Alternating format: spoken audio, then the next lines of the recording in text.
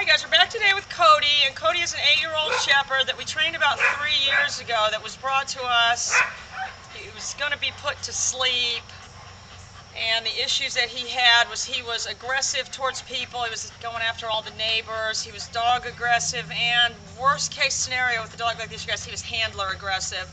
So I will tell you, that's the most dangerous kind of dog to work with the collar, and we do specialize in aggressive behavior here, and I can't even begin to tell you how many dogs we've salvaged from going to be put to sleep if we couldn't fix them, like no pressure there, huh? So anyway, but this is very, very dangerous kind of dog to work with because it's already aggressive towards the handler. So once you assume the role of the handler, you are going to be the recipient of that behavior. So with a dog like this, the first week we had him, he was not neutered. The owner could not get a muzzle on him to even take him to the vet to get him neutered, and you can't take a dog like that into a vet and ask the vet to neuter him when they can't control him. So what we did, we had him here for a week intact, but what I did, and you've really got to be careful with one like this, people that say, well, I'll come up and show it who the boss is. This dog weighed 115 pounds. You're not going to come up and show him who the boss is.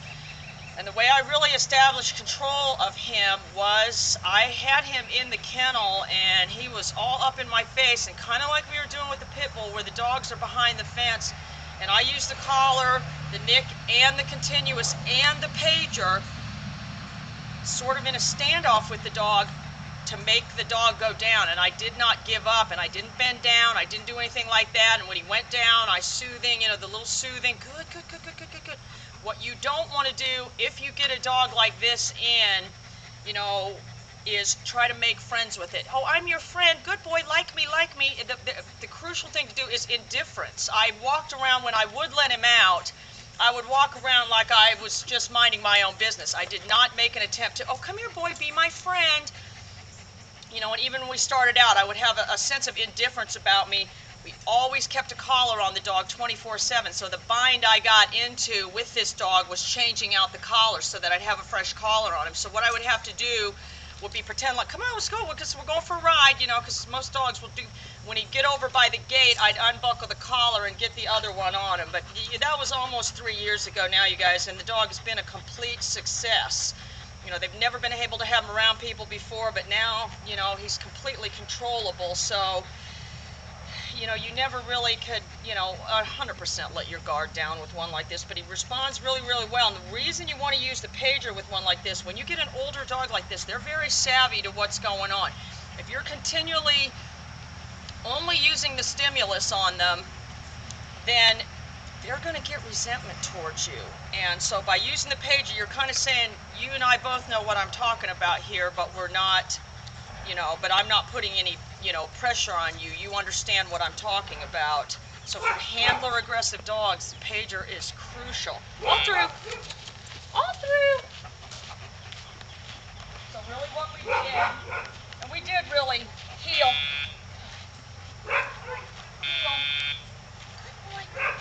Down. Good. Cody, heel. Down. And this has been 3 years, you guys, and he's really just boarding with us here for a couple days, but that's really, they really retain stuff, and I made them buy 2 collars so they could keep a collar on them all the time. Heel.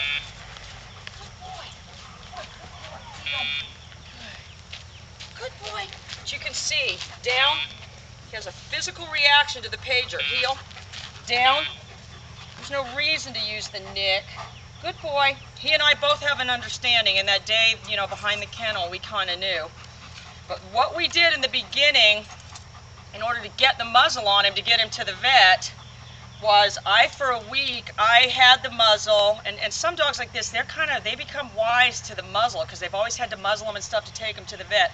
But what I did was, I just had the muzzle like this, then I would feed him out of the muzzle, down, and at that point I had no control on him, you guys. I couldn't make him down or do anything. Down, and remember, we're defining down is over on the hip like that. So for a week I fed him out of the muzzle, and then the day that we had to take him to the vet, I told Sonia, this is the day. We got one shot.